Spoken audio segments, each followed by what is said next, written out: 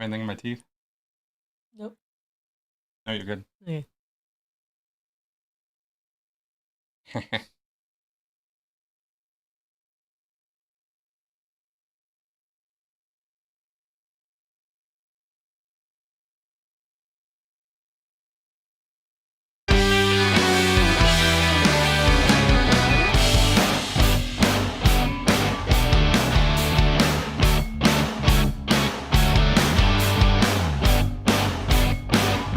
Hey, everybody. Welcome to our show. Critical Conversations here. Let's make sure that all is well. There we go. Beautiful sound. Looking good. Hey, everybody.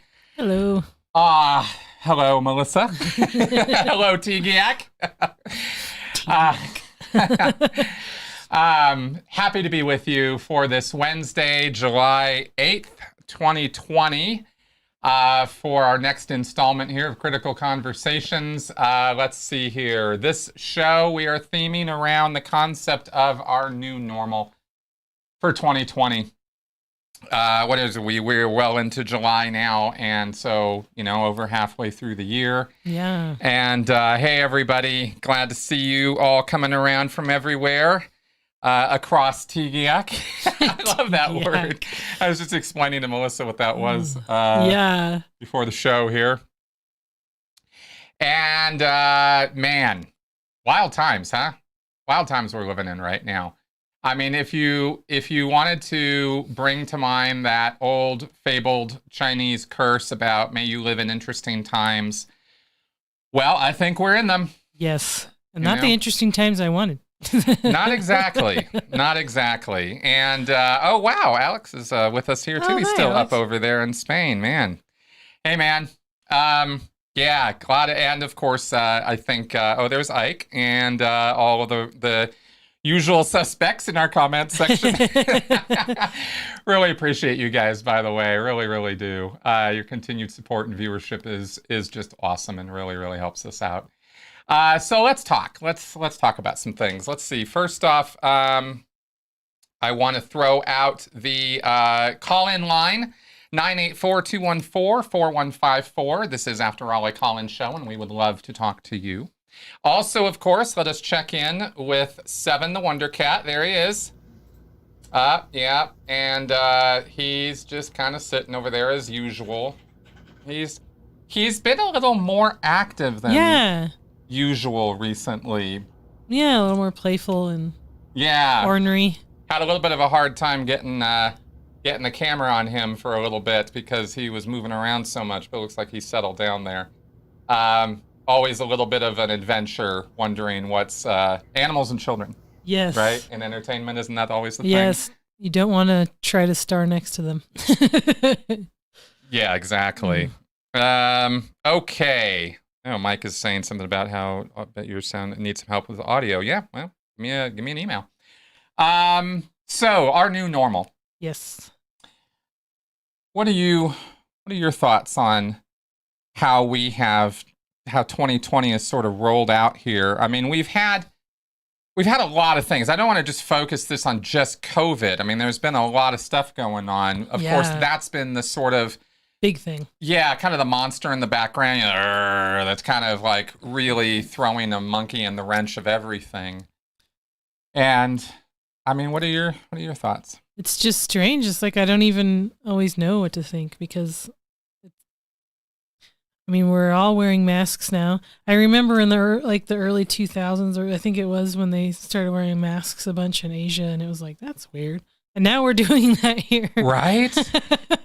I used to seriously have attitude about that. Yeah. I used to really think like, oh, what the hell is wrong with those guys? What is up with that's so overly, that's so, it's almost dramatic. It's so, walking around with a mask on. And now I feel like a damn fool. If I don't have it, Because, it's so clear what that's all about and why and how necessary it is. Yes. And I'm just going to throw out there, if you're not wearing a mask when you're going out, I don't wear a mask right when I step outside the door. Right. When I get within about 10 feet of people is when I know I'm walking, getting out of the car, going to a store, that's when it goes on, right? I'm not going to drive around in a car by myself with a mask on. Yeah. That doesn't make a lot of sense to me. But when you get into any kind of situation at all where you're going to be around people, where there's going to be any kind of chance of proximity, I mask up. Yep. And I just, one of the things about this whole kind of about this is that I wanted to bring up is, how do we politicize health and public safety? How do we do that? How have we gotten so divided that it becomes a political statement? Right. It boggles my mind. It really does. And I kind of understand how people think in many ways, but this one really confuses me. Yeah, they turn it into this left-right thing with the masks, and it's like, well, it's not really a political issue at all. We're just, you're protecting people like me who are more at risk. That's all you're doing when you're wearing a mask. Like, what? Why is it such a big deal? It's like I always hear them say, like, oh, you're showing that you're compliant. And I'm like, compliant to what? Yeah, compliant to health and safety issues? Yeah. Like, when you sneeze and you're around, and even before COVID, I mean, if you walking around sneezing, you cover your mouth. It's manners and etiquette, and that subject I love to harp on. As Flint says here, the performative anti-maskers boil my beans. Such a British statement. It's such a UK thing to say. Yeah. What's worse, not with macroaggression, not asking what everyone's preferred. Yeah. As far as the pronouns thing goes, I know that's a contentious thing. I'm not going to get into a big, long rant about it, but I will say that I don't really care what you want me to call you. I'll call you whatever you want. Yeah. It's not some big, it's not a major inconvenience to me. Yeah. If you want me to call you, him, her, there, them, whatever, I got nothing on it. I just think that has to do with some respect. Yeah. And I think that we should respect one another and one another's wishes when it comes to issues of politeness, when it comes to issues of easing the friction of social interaction. Yeah. And it can get a little rough sometimes because people get attitude about this. And, I think they forget that society runs on our goodwill, our social contract, our willingness to, tolerate one another's oddities. Yes. Our peculiarities. Yeah. If they're not really hurting you, then what's the problem? I saw that. I like that. Is sire. Yes, sire. Exactly. As Kevin says, viruses don't care about politics. And that's right. What I tried to point this out when when some of the protests were happening. I kind of got on a little bit of a thing about that because I was like, look, I am, you guys know I'm all about the human rights and about pushing the ball down the road. But man, I was watching all these protests and I'm thinking, you guys aren't safer just because you're on the left. Right. I mean, I would say that a lot more of them were wearing masks than the protesters. True that. On the right. True that. Whereas Flint put it, it was sort of a performative anti-mask thing. Yeah. I'm going to go to the beach and I'm going to go to the, restaurant and I'm going to do this and I'm going to do that. You can't stop me. And, it's almost on the real edges of it. It gets into the Alex Jones kind of stuff. You're just agreeing with the system. You're brainwashed. And I'm like, wow. Because you're maintaining a little distance and trying to stay safe. Because I'd like to not catch COVID or give it to someone else. Yeah, exactly. That's all I'm trying to do, is not end up with lung damage for the rest of my life. Yeah, pretty crazy. Yeah, exactly. That's the other thing, is that this disease, this COVID-19 specifically, it's not like we understand everything about this. No. And this is really important. I mean, for people who need to be pro-science and stuff,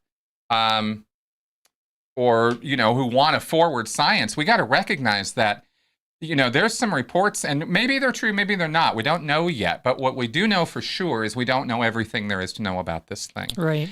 And so the medium and long-term effects of having COVID, and the fact that because it's a COVID virus, this business of having, herd immunity and all that, I'm not going to get deep into the science because I don't claim to even understand it all myself, but I do know that a possibility is that you can get it again. Mm-hmm. Just like you can get the flu again, or, another one of the other COVID diseases. So that's a thing. I mean, we really got to get this vaccine. So getting to the point of the show, I guess, we're going to talk about here, like things we are having to get used to. Yeah. Not seeing each other as much. Yeah, Zoom calls. Zoom calls, exactly. I mean, I haven't seen my family, and they live in the same practically the same city since, I think, my birthday. Wow. Yeah. February. Mm-hmm. Yeah. Yeah, there's some people we have not seen since then. That's true. Yeah.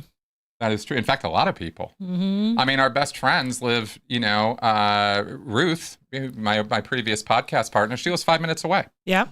Haven't seen her in person in months, And it kind of wears on you. We're going to have to figure something out with this because this social interaction, the lack of social interaction, I know at a base level, at a really deep level for us as human beings, we crave that social. Mm-hmm. And I really never thought that I was like that. This has been very eye-opening for me as an introvert type person. I know you guys wouldn't necessarily believe that I'm like an introvert, but Scientology really...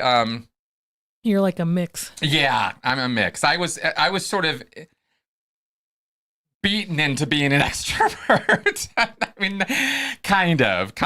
I was kind of like, educated, pushed, pulled, cajoled, whatever you want to call it, into being an extroverted personality, and it became a habit. But after I got out of Scientology, it started, that slowly over the years has worn down, where now my more natural self is really to kind of hang out at home, chill with you, chill with a friend or two, not, big crowds. They don't bother me. I'm not saying I'm a full-blown introvert, but I thought that with COVID, I didn't think I would have long-term problems. And, especially with like the RPF experience and stuff. Yeah. But no, I was wrong. I was very wrong. Tough. It's lonely. This is tough. That's right. I miss going out with my friends and just getting a drink or something, just something simple like that. It's I mean, and you can do the Zoom calls, but it's not the same thing as having someone in the same room as you. It just isn't. It's not. And I think it's starting to creep through that it's that way too. We were doing a game night with friends via a Zoom thing, and over the weeks or a couple months, I think we were doing it, less and less people were showing up, I'm very curious as we're sitting here talking about this stuff, what's happening with you guys out there, because I don't know if our experiences with this are universal. Yeah, exactly. I don't want to project all of, oh, hey, thanks, Flint. Thank you very much for that. And also, Mike, for your super chat earlier as well. I don't want to project our experiences out onto everybody, of course. It's not like everybody has to be, experiencing what we are. But that's why I thought we would do this show this week on this topic, because I was kind of curious what was happening with you guys and what kind of adjustments you're having to make.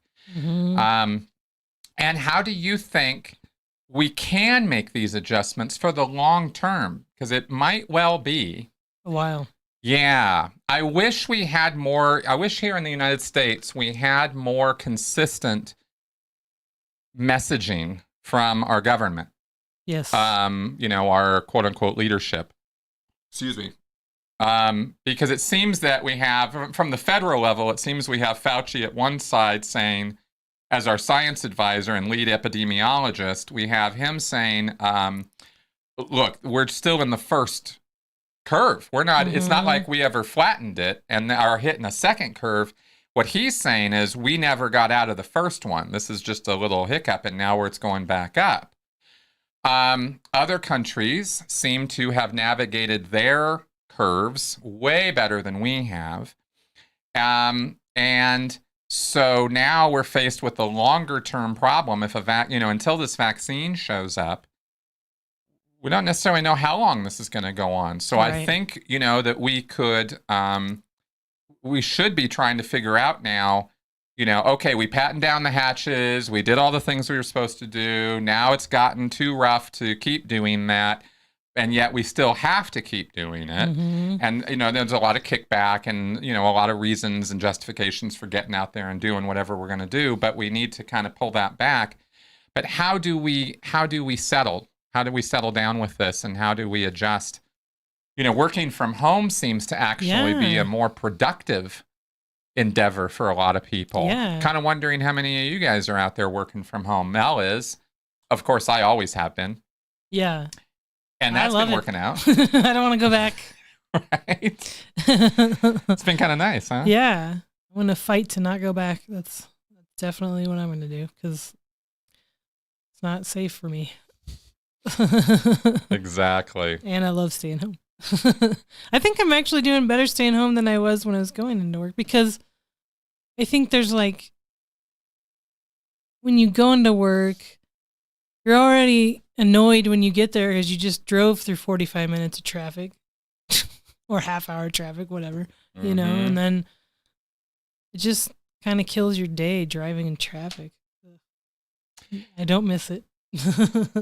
Yeah, see, Kevin's saying that in Michigan, they're taking steps in the wrong direction with the infection rates. It's going to get worse. The governor will start closing things again. And we know Arizona is leading the way, according to a chart I saw this morning.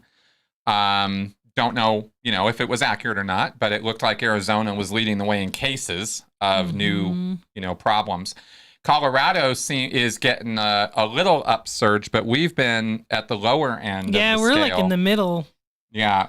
And we didn't have huge protests here. No, a little bit, but not. Yeah, it went on for a few days, maybe. Yeah. And it was maybe a few. I mean, how many people were downtown, you think? Maybe 1,000? Yeah. It wasn't like hundreds of thousands. Yeah, it wasn't like some of these other big cities. No, it wasn't like a New York or LA style thing at all. I mean, there was definitely some looting. Oh, yeah. Yeah, that happened here too. Yeah. And it's not, of course, just the protests that are causing. I keep talking or harping on that, but there's also, of course, all of the people who are just going out and being stupid. And we've had plenty of instances of that here. Even COVID parties. Yeah, it's so ridiculous. Which I find quite wild.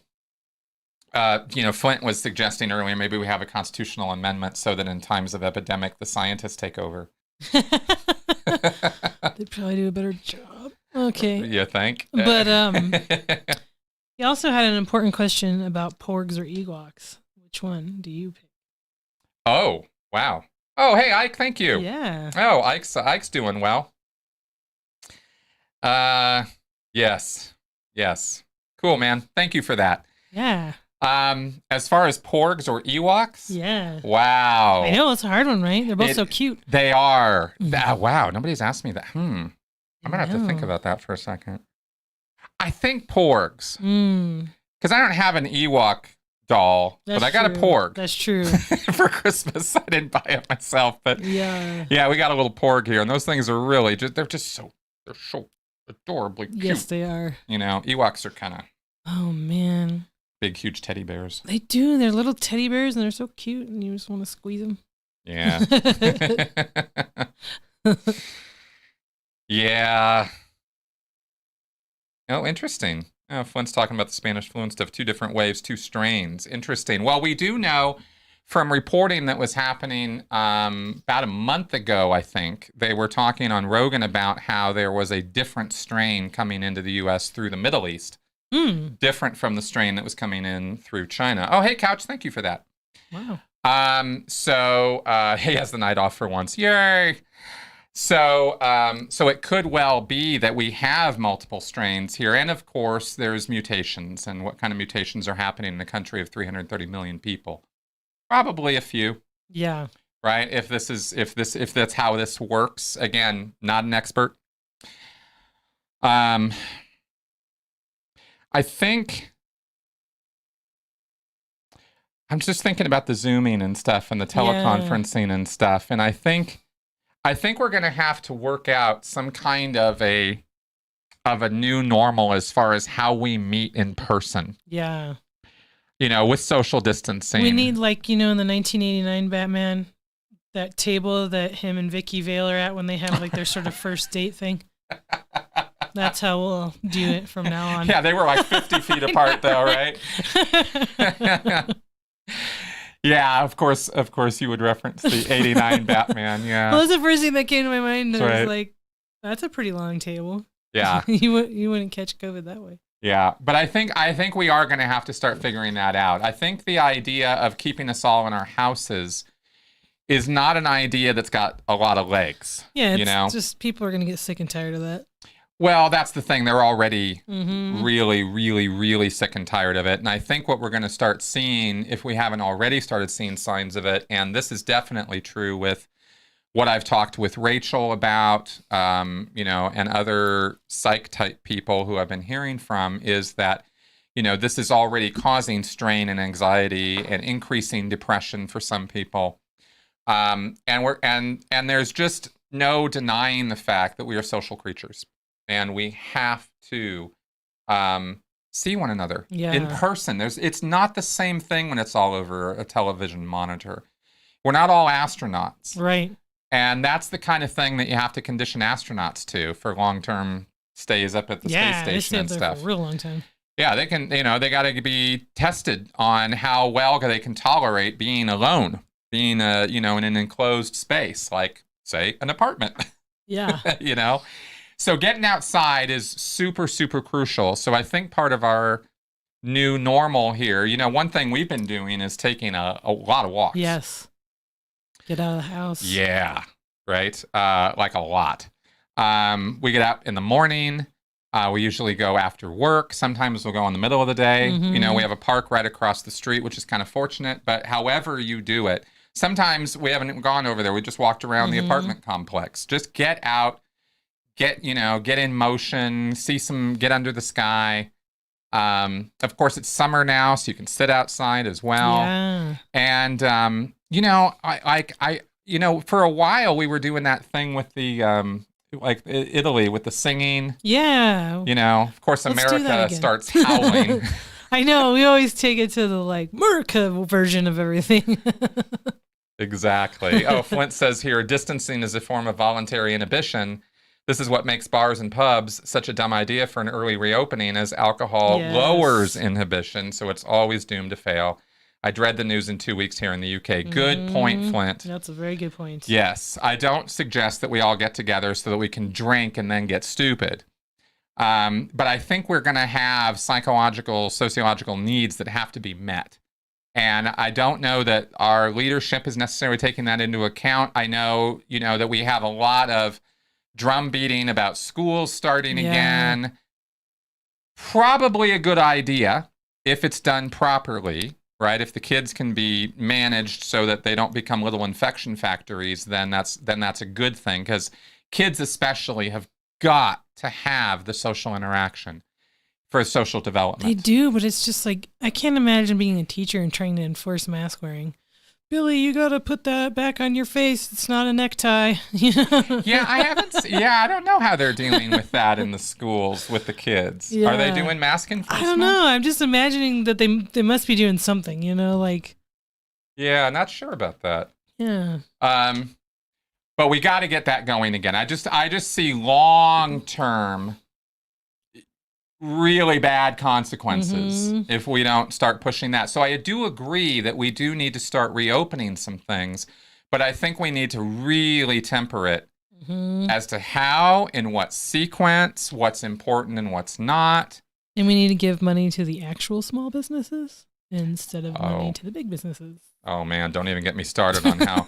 Did you all hear, by the way, about how Scientology, amongst other questionable organizations, got PPP loans to pay their staff, which I am positive they are not using that money for? They're $20 a week or whatever they're paying them. Oh my God. I could not. I mean, of course I could believe it, because at the end of the day, Scientology is a money-making scam. And the funny thing, which I didn't comment on any social media because I just realized it today, somebody else actually reminded me of it, is that it's actually against Scientology policy from L. Ron Hubbard for them to accept any government funds, to get on the dole, to receive any government relief Hubbard was absolutely death on that idea. He would have said, no way are you guys doing any PPP loans.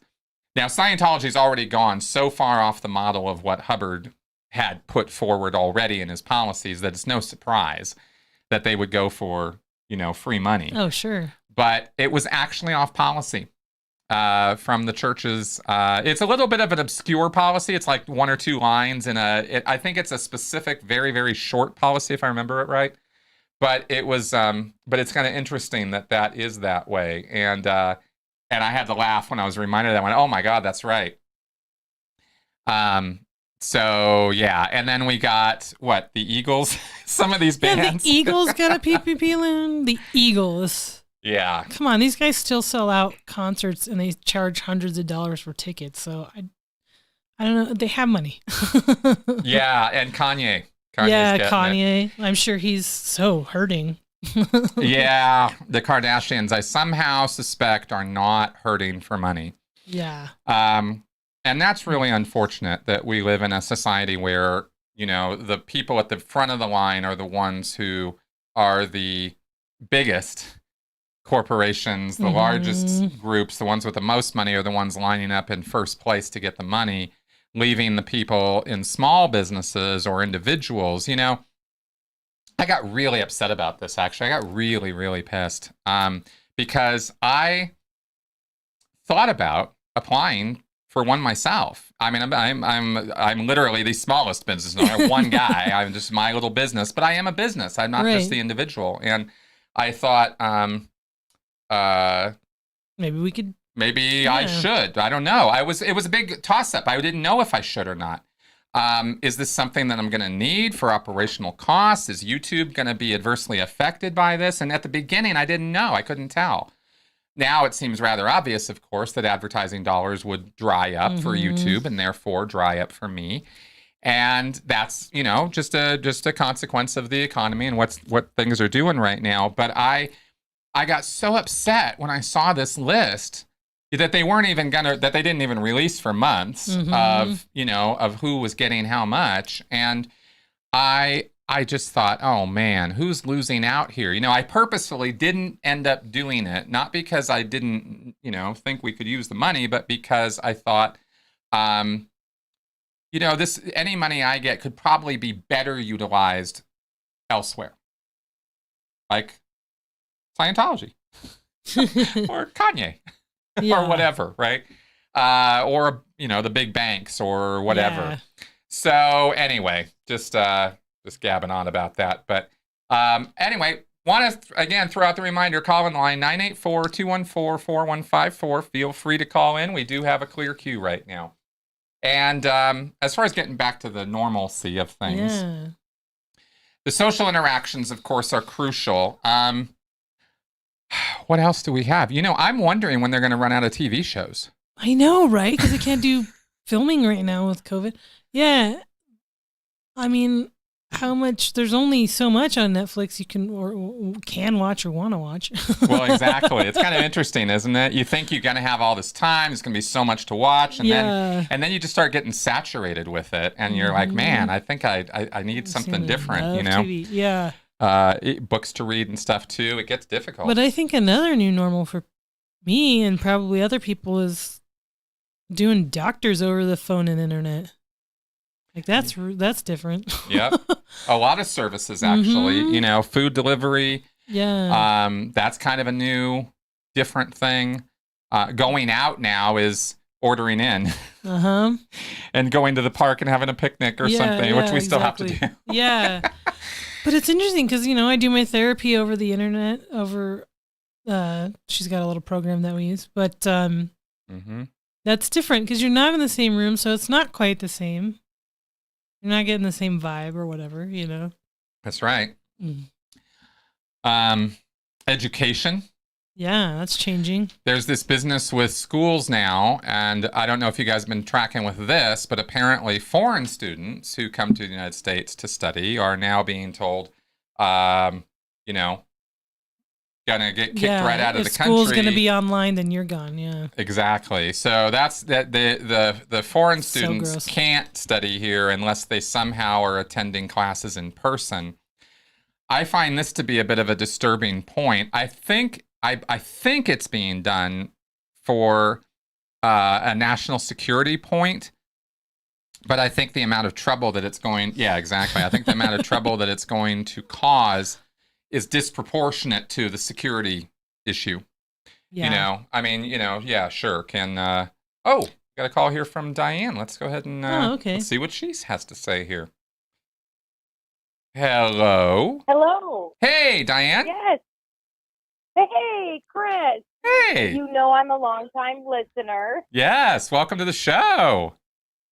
Thank you. I just wanted to share that I know, you know, this COVID thing has been hard emotionally. And I mean, I've been through a gamut, as you well know, of, you know, depression and going down rabbit holes of conspiracy theories and acceptance and all of that. But I have like come full circle the last couple days where I'm back to, you know what? We just need to social distance and wear our masks and wash our hands, which is what they said in the beginning. Exactly. And I'm not scared anymore. And I mean, I did buy blood oxygen level monitor because I had heard that, you know, that indicates if you're in trouble at all. You know, I just went to a friend's house. I just went to a friend's house the other day, and he had one of those. And this was the first person I'd gone to go see in person in a long time. You know, and even then we were keeping our distance and all that. But the first thing he did when I walked in was put that on my finger and checked my oxygen content. Yeah. Well, I'm not checking other people's levels, but you know, it kind of gives me peace of mind, and I'm kind of ready to just move on without fear, but still, you know, just be careful. I'm not going to bars, but yet I will have a dinner at a restaurant. You know, it's okay. I agree. Yeah. I actually agree with you. And I think that we can do this smart. The problem, of course, becomes that not everybody can do it smart. And that's where we who are trying to do it smart or are trying to follow the guidelines and stuff, you know, run into trouble. And I haven't really figured my way around that one yet. How I have is, one, I'm really not interacting with a lot of those people. Yeah. And two, okay, I know this might be unpopular, and I apologize. For the vast majority of Americans or people, this isn't that serious. Oh no, I don't. Yeah, I actually agree with you, because statistically speaking, you're absolutely right. It's a factual statement. It's not. It is controversial for some people because they feel some people will take it too far, which of course they do. But you're not wrong. The majority of people who contract COVID-19 and even go to the hospital come out okay. You know, as far as we know. Now, again, I'm going to caveat that with we still don't fully understand the long-term effects of this disease, and we need to be mindful of that. But given that, you know, that sort of caveat, I guess, I agree with you. Yeah, and you know, it seems to have become we need to save everyone, and honestly, that's not viable. And I'm sorry to say that. And again, it might be unpopular. You know. Yeah, no, I get it. It's a sort of a two-edged thing there, because and I think this is the time when we need to start having these conversations about risk assessment, you know, versus the long-term, medium and long-term effects of the lack of social interaction and society existing as society. And this is the argument, and it's not an invalid argument. I don't think it is, that, you know, that we have a common good or a social good that has to be dealt with as well as an individual good. So we want people to be safe. We want them to follow the rules. But at the same time, we've got to start interacting with one another in person. Right. You know, what do you think? For both the economy and for our own mental health. That's right. There's both. Yeah. Exactly. What we have experienced is unlike anything else we ever have. And I know I need people. And this whole thing has been hard. I also know the economy needs people because the devastation across the board when people aren't earning a paycheck is just huge. Yeah. Exactly. We can only get so many stimulus checks. I definitely think we could use another one. Right. But yeah, we got to get, certain people back to work, etc. But again, this is as some of the commenters are saying here, and as is true, without understanding this disease and without understanding the medium and long-term effects of it, we are being a little, cavalier. We don't want to do that. Yeah. So it's a real. I wish I could be more sure about where the balancing point is. And unfortunately, like I said, our leadership is not exactly giving us, real solid certainty. You know. And it's so sad that we've come to a point where we can't even trust math and statistics, depending on how people spin it.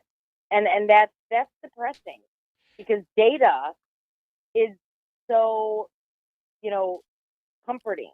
But data in this experience has been maddening. Yes, it has. It's been a real critical thinking exercise. That's how I've been kind of treating it, or trying to, in my less emotional times when I'm not like, Rah! I have been trying to, okay, what are the numbers, but where are these numbers coming from? How are they gotten? What are we looking at here? And it's been difficult because there have been, I guess I'll say vested interests or positions pushed from both sides of the political aisle, I guess, that have been saying opposite things with the same or similar data sets. And that's like you said, it makes it very, very frustrating and difficult to try to figure out what to do. Yeah. So yeah, I will continue to social distance and not shake hands and wear a mask in public and wash my hands, and not go into large crowds. But I'm ready to go on and do stuff. So that's where I'm at.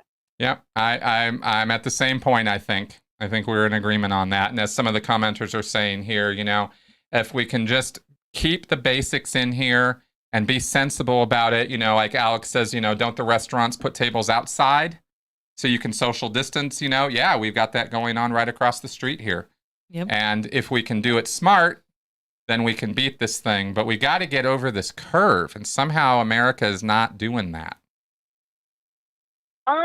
And I'm not even sure about the curve. So no, yeah. Well, I go with the science on that one, but fair enough. All right, cool. Okay, well, thanks, Diane. Thanks for calling in. It's good to finally talk to you. Good to finally hear your voice live. All right. All right. Bye-bye. All right, and then we have another caller here. Hello, Tracy? Yes. Hi, Chris. How are you? Hi, I'm good. How are you? I'm good. Thank you for taking my call. Yeah. I've been listening to conversations like this, and what comes up for me is,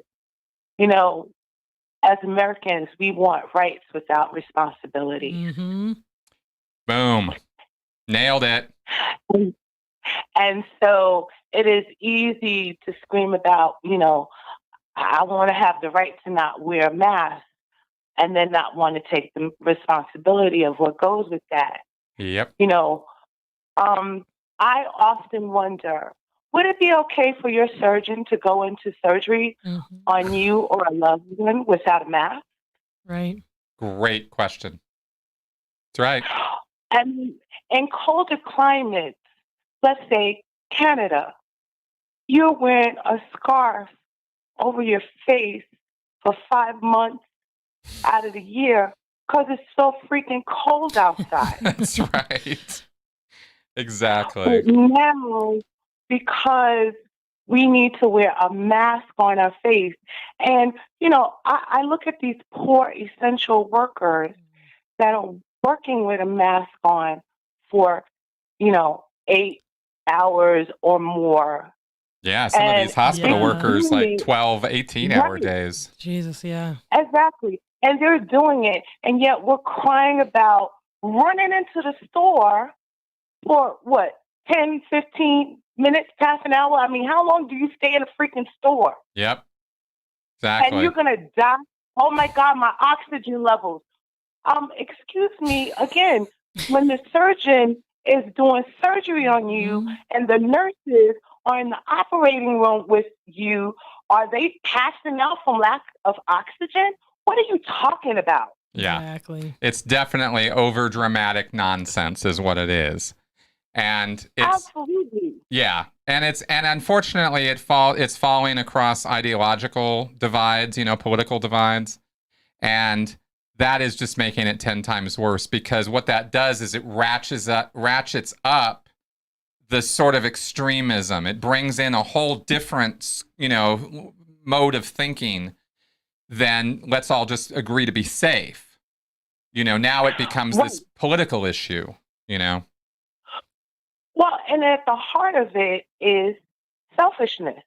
Yeah. Because the truth of the matter is, it's about me protecting other people from catching COVID. Okay? So I'm wearing a mask for other people, but you don't want to wear a mask to protect other people because it's too inconvenient for you. Yet, the vulnerable population is the babies and the elderly.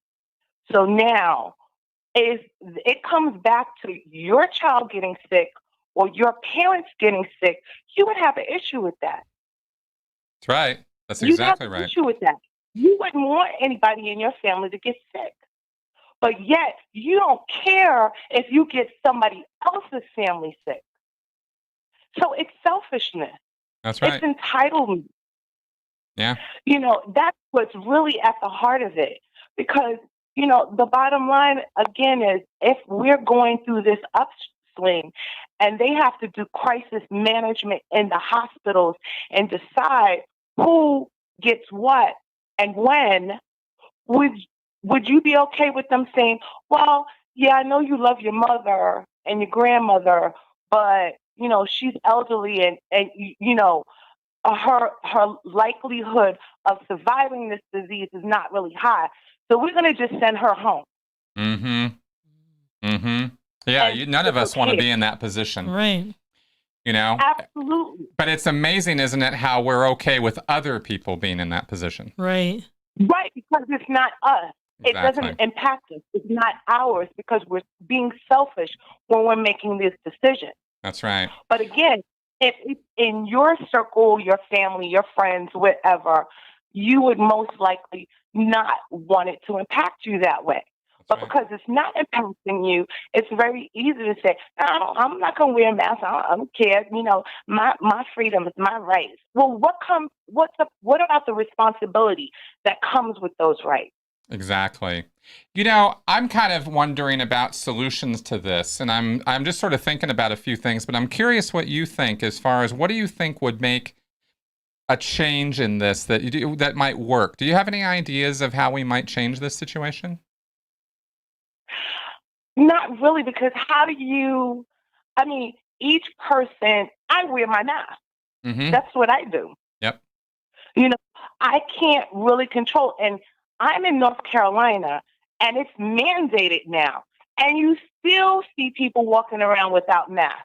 And I just went into a store today, and I heard the the cashiers or whatever, talking about someone complaining about there was someone else walking around without a mask. And the cashier said, ma'am, we are not allowed to say anything to people who are not wearing masks. Yep. Yeah, they put themselves in danger if they do. Yeah, because exactly. they don't know what that person's going to do to them. That's right. We have the same. Exactly. We have the same thing here. I went to the bank today, and Dollar Tree yesterday or something. Mm-hmm. Anyways, mandatory, absolutely mandatory. They're just like no mask, no service, right? I think that's vital, and I think let me know what you think of this. I know this is a longer term thing, and it's kind of a big thing. It's not something you or I individually could do, but I think it would really help this country as a whole if we somehow had a unifying message around this that, Americans are Americans first. And we, some kind of messaging that gets into like, hey, we're all in this together and we all need to treat each other with the respect that, of like, we're all kind of, I don't know, one big family. I mean, there's a lot of ways you could put it, but somehow, get this message across that we're actually all in this together. And if, I think we need this. We need a message basically that counters the extreme individualism of the United States. Mm-hmm. Well, that's really hard when it's coming from the top and it's trickling down. Because when you see the president not with the mask on and him going, "Oh, it's not an issue. It's it's fantasy. It's a hoax." Then why should the people take it seriously? Exactly. I've been impacted personally by COVID because I know somebody who got it, and so it's not pretty. Mm-hmm. No, I'll bet it's not. Did that person make it through? Yes, and she's an older woman. This was when it first started, and she got really sick, and I started to get sick, but I used something to help me get over it a lot quicker. But she got sick, and she was sick for like 6 weeks, and then I was really scared that she wasn't going to make it. Wow. So and the funny thing is, when she initially went to the ER to get tested, they tested her in the ER and she was negative. Mm-hmm. They told her to wait a week because they just said, oh, it's, asthma or allergies or something like that. Oh, don't worry about it. Go see your doctor in a week. And in that week, I don't even think she made it to a week. She got so bad that several days later, when she went into her doctor, they tested her and she was positive. So had she gone under the assumption that she was negative, as they told her in the ER, she could have been spreading it to countless people. Right. Exactly. And she probably, unfortunately, did, unless she was self-isolating. So she stayed home. Good. Good for her. Isolated. Good for her. And that's fortunate. I think the majority of people are on that page. I really do. I think we're seeing the media blowing some of this up a little out of proportion, but at the same time, we definitely see the crowds and we see everybody in our vicinity who's violating the rules. So it's really hard to say for sure. You know what I mean? I don't want to come across like I'm downplaying the danger. But Tracy, this is rough. It's a rough situation, but I think we need a drastic change of attitude in our leadership, and unfortunately, I think that calls for a leadership change, because I don't think the ones we have right now are interested at all in changing their tune on this. Not at all. And the problem is what happens when this mutates, because viruses mutate. That's right. Mm-hmm. They don't stay the same. I mean, we don't get the same flu every year. It mutates. Exactly. So what happens when it mutates? And now we can't get over the curve of this one, and now something else is coming in. I mean, yes, we just need to sit still for a while. We'll survive. Yep, exactly. You can't have an economy if everybody's sick. So I understand the economy is very important, but who's willing to sacrifice themselves? Right. Exactly. Good points. Very good points. Exactly. All right. Well, we got some other calls you. coming in, so thank you All for right, calling. have a great Yes. evening. Thank you. Thank you Okay. very much. Bye-bye. Bye. All right. Man, I like Tracy. Yeah, she's She pretty is. awesome. She's passionate. All right. We got Keith with a question here about Scientology. Keith, are you on the line? Yeah, Chris, how you doing? Hey, man. How's it going? Pretty good. How you doing, Melissa? I'm doing all right. How are you doing? Yeah, I got a question about like the Sea Org. Yeah. You know, we all know that like Scientologists, they're anti-gay. They're all about money. I just like a hypothetical. Like, what if a recruiter came up to me and I revealed that I was gay? What would they say to me? As far as a Sea Org recruiter? Or whoever does the recruiting. Right. So, and for recruitment to join Scientology or to join the Sea Org, I just want to be clear. Does it matter?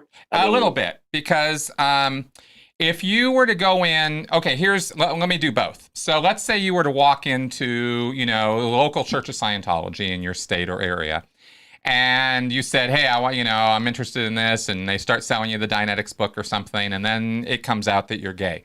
They're not gonna care. They're gonna sell you the book. They're gonna try to get you on course. They're gonna try to get you going on services. They're gonna say, hey, it's fine, no big deal. We're fine with that. Come on in and get started, okay? So that'll be the initial response. They won't show you the door, kick you out, as long as you have money.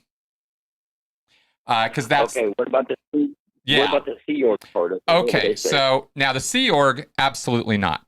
You will never be allowed to join the Sea Org if you are LGBT. And they would tell you that in person, like, hey, we don't accept gay people in here? Absolutely. But They would do it in a more roundabout way. In fact, what they would do is they would probably, depending on how far along the line you were in Scientology, because let's be clear, the Sea Org only recruits active Scientologists. They don't just recruit people off the street. That's why I was asking earlier about which one, right? So let's say you get going in Scientology, you start doing classes, you start getting some auditing, you start moving on their bridge, and then the Sea Org guys come around and they talk to you about joining the Sea Org, and you say, yeah, well, I'm gay. They probably would have pre-qualified you before they even talked to you. And they probably wouldn't even try to recruit you. But if it came up that they didn't, that somehow didn't happen or they didn't know that, what they would do is they'd probably just sort of shut down the interview for some other reason, and then you wouldn't hear from them again. And another thing, I forgot which video I saw, but they were talking about how security is beefed up between Sea Org members, that they have security with walkie-talkies now from Sea Org is going from one building to another, that in case somebody tries to escape, that they can chase after them and bring them back. Could they actually do that? I mean, isn't that kidnapping? Yes, they can. And from a certain point of view, or if they go too far, yes, it could be kidnapping. What they try to do is talk you back in. They don't literally come grab you. The way it works is if you're a Sea Org member and you're on a Sea Org base doing Sea Org work, and one day you decide to hit the road and you just go out the back door and take off, and they manage to track you down or see you leaving, there is a security force that are Sea Org members who are trained in security, and their job is to keep an eye in and out, outside for external threats and inside for situations like this where people are not doing well, not happy, trying to leave. They actually keep lists. They have a meeting every week, and they keep up on the people who are quote unquote bad indicators, meaning they're exhibiting signs of disaffection. And they will. Go ahead. And another thing, she was on your show before. I forgot her name, Karen de la Carriere? Yes. Karen de la Carriere, yes. Yeah, I'm sure you're familiar with Stephen Mango. Oh, yes. And he's claiming that she still practices Scientology, like auditing sessions. Yeah. What do you think about that? Yeah, that's not true. At least according to what Karen tells me directly. And that's what I'm passing on to you guys. I've always tried to take care to say, according to Karen and what she tells me directly, because we are friends, she is no longer practicing independent Scientology, and she has sworn that to me a number of times. So it's been years that it's been that way. Stephen Mingo actually showed like private messages between them two that she still is practicing auditing. Yeah, I wonder about how the dates, times, and what's the word? I find Stephen to lack credibility and to be a bit of a drama king.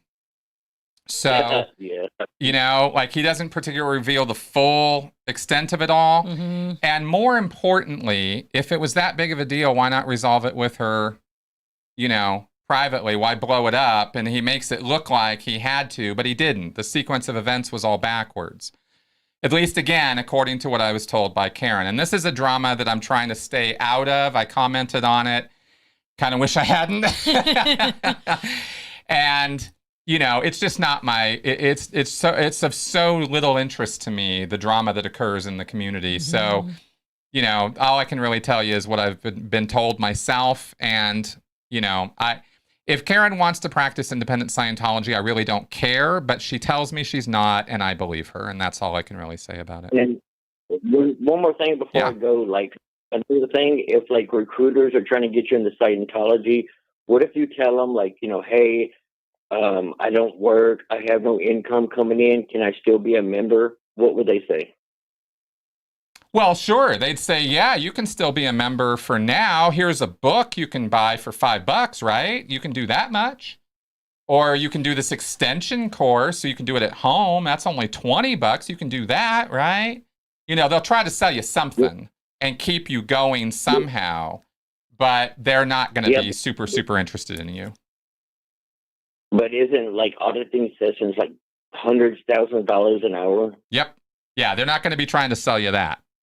They're going to try to get you get you a job, get you in shape to buy that auditing. Or if they're really desperate, they'll start pushing you to get a credit card and max it out. See, and they do that a lot these days. So, and why don't you think that like all the abuse and like everything that's going on with the Church of Scientology? Why don't you think the government hasn't shut them down yet? A number of reasons, mostly having to do with the fact that they're too small and insignificant for the government to pay a lot of attention to, given the other problems on its plate. And more importantly, because the people whose job it is to investigate like tax exemption are literally not even on the job. The IRS has been downsized, and there are 2 people in the world who are capable, whose job it is, who it falls under their job to review the validity of the tax-exempt status of Scientology. And neither one, that's the head of the IRS and Steve Mnuchin, the secretary, the Treasury Secretary. Those are the only 2 people who actually have that power to delegate and order an investigation. And neither one of them, Scientology is not on their radar at all. There's no political will or capital to pursue Scientology. Well, it should be, because they hold a lot of power. Yes, it should. Absolutely. I'm not saying that I agree with any of this. I'm just saying that's the situation. All right, Chris and Melissa, that was my question. Thanks for your show. Yeah, thanks, man. Have a good night. All right. Looks like Adria's here. Let's see what she's got to say. Hello. Hi. How you doing? Hey, doing good. How are you? Doing okay. I'm coming to you live from my flower garden. Woo! Well, good. How's it going? Going all right. I've been thinking about this mask problem and how do we get people to wear masks, especially when the head of our government is not. And I have a few ideas about that. Yeah, tell me. Okay, so idea number 1 is it would be really useful, especially since this is on partisan lines, if we get people in those partisan lines who do advocate mask wearing to speak up, such as, get a military commercial have the military promote, wearing a mask is the American way. There you go. idea. That's the kind of thing I was thinking about. Yeah. Yes. So, and also get different celebrities, because people do follow celebrities. Mm-hmm. Yep. So, whether they should or not is a whole nother kettle of fish. Right. No, this would be a celebrity video that I think people would appreciate. Because the last two efforts at celebrity videos have not gone very well. That's true. But this one I think would be totally on point and would be a very good thing for them to do. Yeah. Yeah. And also, if other leaders of the Republican Party would stand up and, wear a mask and, say, this is the Republican thing to do. This is the American thing to do. Again, playing in, if we're going to have party lines, let's use them for the public good. Exactly. Surprisingly, a few days ago, even Mitch McConnell, Senate Majority Leader, Republican, endorsed mask wearing. Wow, even Mitch McConnell was like, "Hey, man." I remember reading about that. Yeah, that happened. I almost fell out of my chair when I heard that, but it made it clear to me. Also, it made it clear to me that I believe certain elements of the GOP, not to get into a big, long political rant here, but I believe certain elements of the GOP are starting to distance themselves from Trump. And I think that was an indication of that. I've noticed that. Yeah, I think that was an indication of that. I think they see a sinking ship. Whether it is or not, I can't say. I'm not making any predictions. I'm just, but I think that's what's happening right now, and I find that interesting.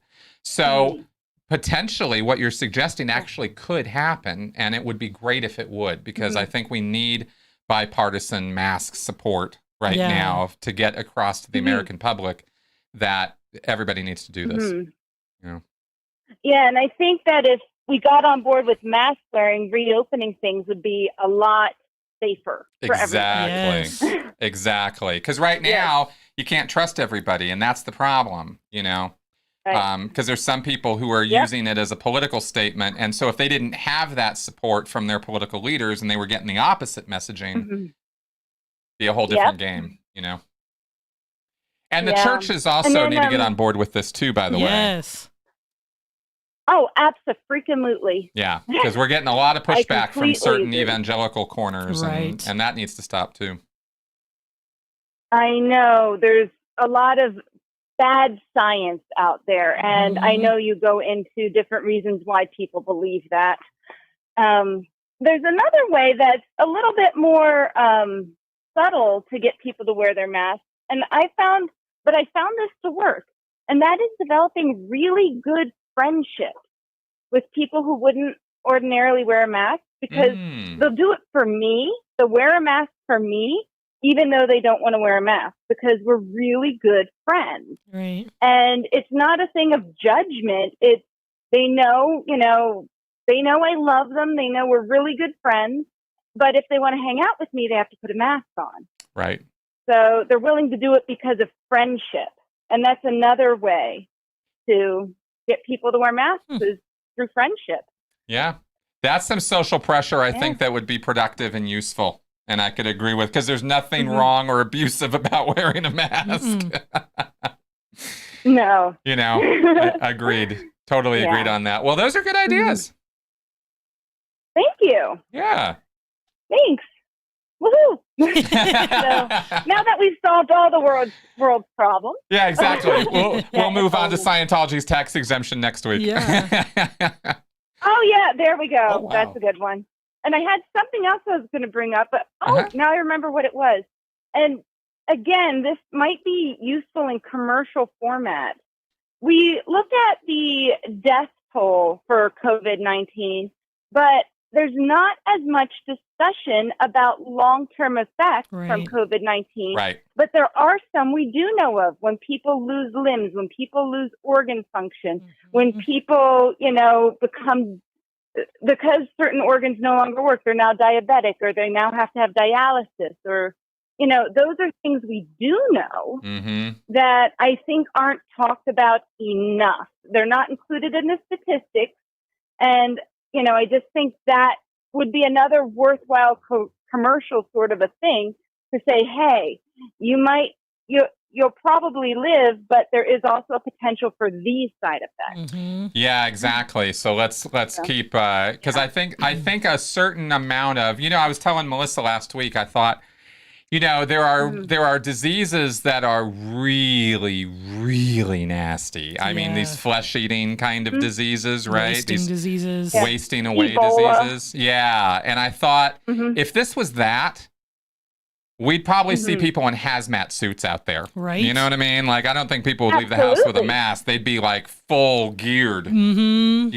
If it was that obvious. And I think if that, not fear mongering, we don't want any fear mongering or exaggeration. No fear mongering, but the truth that this can happen, and what proportion of people have this, I would want to know. That's right. Exactly. And I don't think those numbers are being gathered.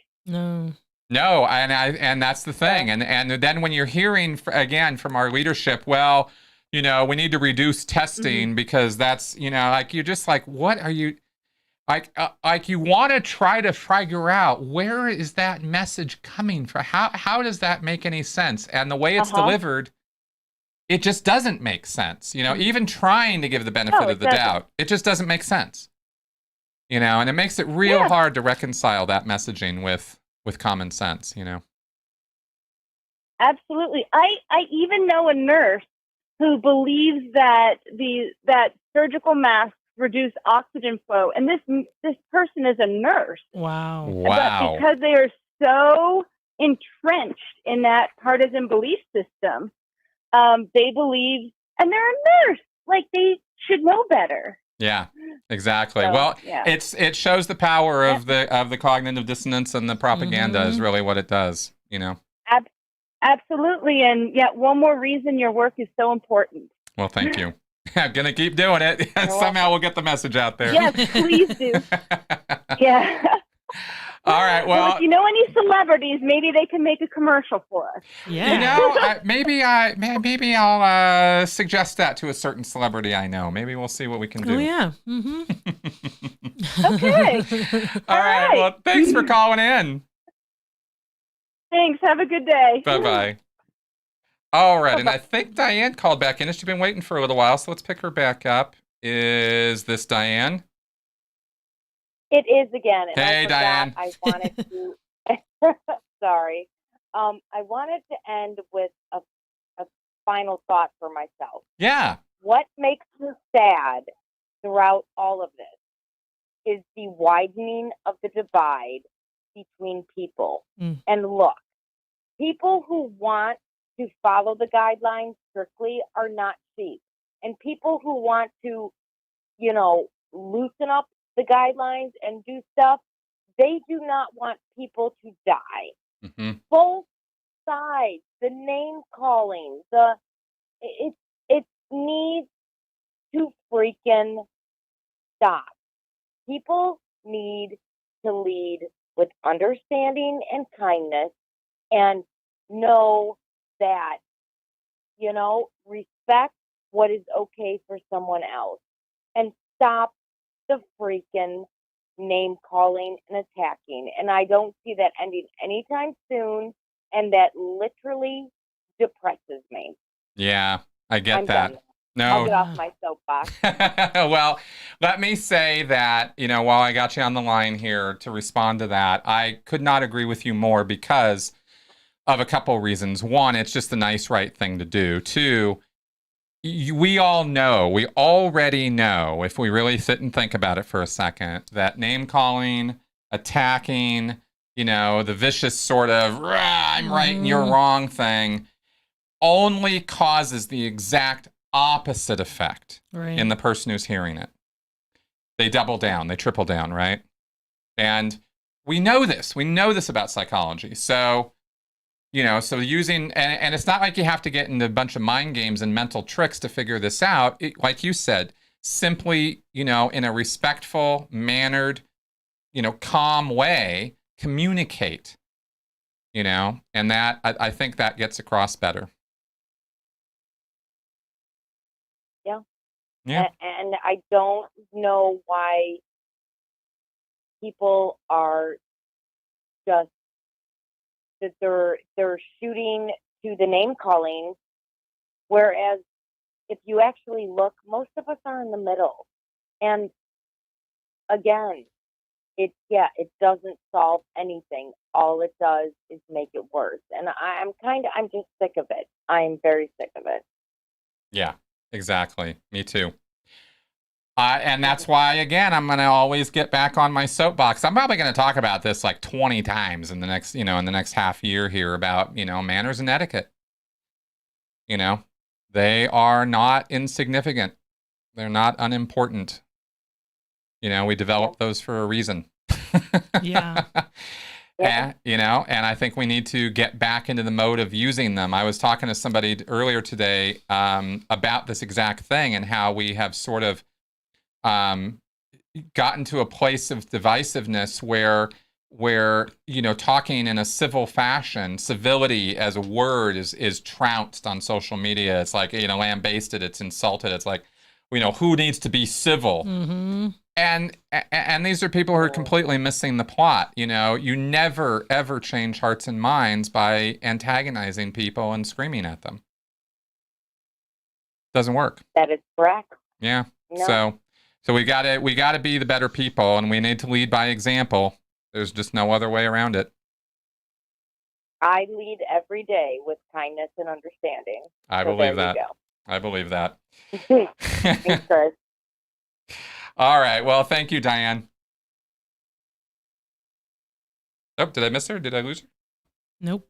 And yes, I do. I do fully understand that violence is that might is right, is a principle that works.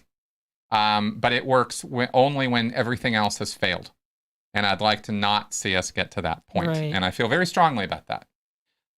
So that's not a position I particularly feel like I'll ever be backing down on. I definitely understand the necessity, historical context for war. And sometimes that is the only solution, but that's not the only solution for our current circumstances. So there you go. All right. So yeah.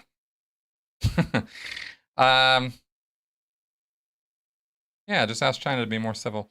Okay, well, we're going to agree to disagree on that one. Yeah. I want to thank Ike for that other super chat, and Yes, Flint, and all thank of you you. folks who have been unbelievably supportive this episode. Thank you very much. If I had a hat, I kind of get a little speechless about it. It's really, really wonderful. Thank you very much for that, guys. I think we're going to be wrapping up here. Let me just check the queue one more time, make sure we're not missing anybody. Oh, wait, nope, hold on. We have a caller here. 2 more. All right, let's take Sarah. Hello. Hello? Hi, you're on.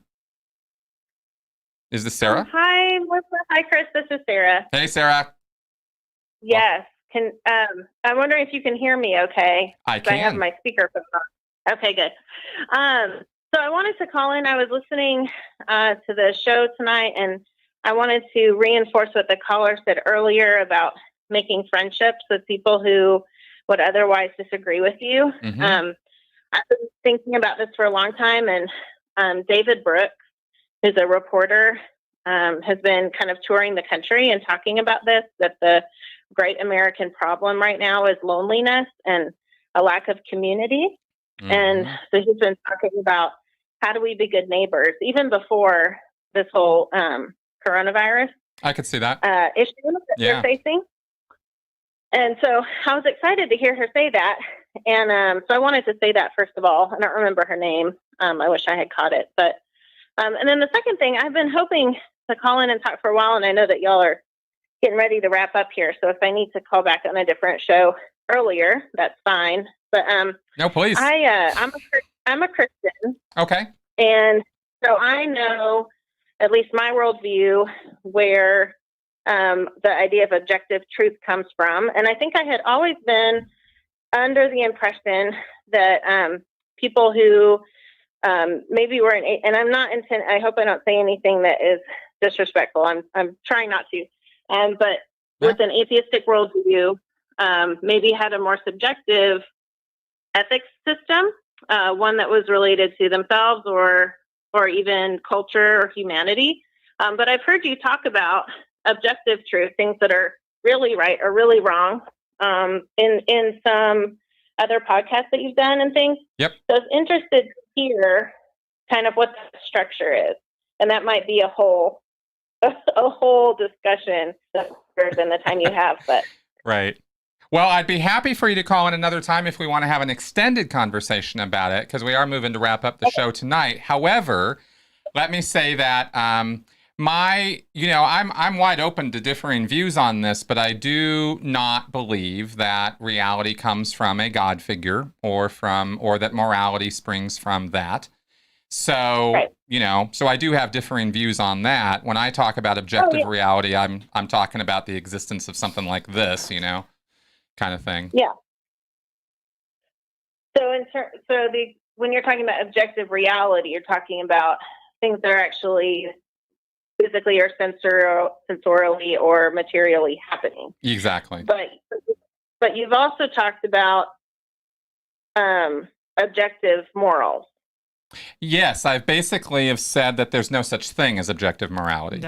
In other words, that there's a morality that exists outside of human beings' heads. That's what I mean by that. Okay, because I've heard you say that there are things that are objectively wrong, but no. Yeah, and that might have been poor wording on my part. Okay. Yeah, because right and wrong are concepts that exist completely in our heads. So, yeah, in an ultimate sense, right? I mean, for a society to exist, there are certain rules. One of them is that people have to, exactly. People have to tolerate one another. They have to agree on more things than they disagree on. I would call those objective rules of reality, but those are how things are here on Earth. So I don't know, maybe you could form a group somewhere else in a different way, but I look at that as kind of objective, maybe. I don't know. What do you think? Yeah, that's really interesting because I know at least in Western culture, we have a lot of agreements and values that are shared across Western culture. Yep. But there's a lot of cultures that hold really different values than we do. Yep. And so that makes me feel like it's still a subjective, from your perspective at least, like it's still a subjective, that it's subjective to the culture. And that makes me wonder how we can say anything is actually a wrong thing. Exactly. Ultimately, it's all subjective, but I try to temper that with the practical reality that we live in a world that relies on us getting along. And so, objectively speaking, or maybe a better word would be collectively speaking. Yeah. Okay. Right. Like there's a group of people that are in agreement on this thing. Exactly. Which might clash with another group of people. That's right. I think. Yeah. Awesome. Yeah. Well, hey, thank you so much for taking my question. I know that you're at the end of your time, and I am so thankful. I started listening to you when I was kind of going through an issue with a religious organization that I was a part of, noticing spiritual abuse and narcissism in leadership. Yep. And started kind of like, oh, is this a kind of usual thing in spiritual abuse and leadership across organizations? And so that's when I found you. I started kind of like, okay, I have to learn everything about Scientology, weirdly, obsessively. But then I've really enjoyed all your podcasts, and everything really challenged me to think. So I appreciate you doing what you do. Awesome. Well, thank you very much. And thanks for calling in. Yep. We'll talk again. Definitely. Talk to you. Good night, Melissa. Good night. All right. And we're going to do one last call because... Hello, Henny. Hello, Chris. Hey. Hello, Melissa. Hello. Hey. Hi. Hello, Seven. He's becoming so camera ready. It's unbelievable. I know, He's right? famous now. That's right. I wanted to just talk about the new normal. And Melissa, you brought it up with the Batman scenario, which I thought was funny. But it really is a new normal. And being a part of history, as it's in the making, we don't really know where we're going. Do you know what I mean? Yes, I do. And I agree. And that's why I thought I might throw it out for conversation as to where do we think we're going, Mm-hmm. I know. I really would love to know because, I used to go to the Alamo with my son every Halloween. Believe it or not, he's in his 30s and he still likes to go with his mother to see the Haunted Fest. And we would go and they would show 5 hours of scary movies. And you never know what they were. Okay, it was a surprise. I tell you, it was like the highlight of my year. Oh my God, that would be fun. That could be fun. Oh, Chris, Melissa, listen, okay, now I'm giving it to you. It's an old lady's movie, okay, because I'm an old lady, but I'm telling you, you're going to love it. It's called Basket Case. Please tell me you've heard of it. It sounds dimly familiar. Like, it's an older movie? Yeah. Oh, it's an older movie, but it really is funny. It is so funny, and it's just me. If you get a chance to see Basket Case, it's like it has a following. It's terrific. It's unbelievable. Okay, you'll really appreciate it. Excellent. It's funny. Well, we'll check it out. But I really miss the ability to go to that show and to be with other people who are in the same head. Okay, because right. And I'm a people person anyway, and I like to be around people and I like to socialize. And I am, I'm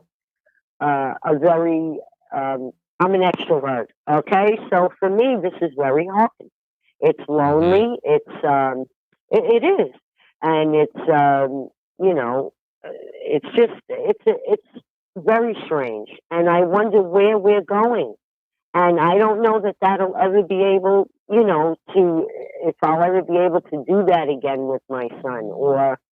Because movie theaters, of course, it's indoors, it's enclosed. There's, you know what I mean? There's so many things you have to be careful for.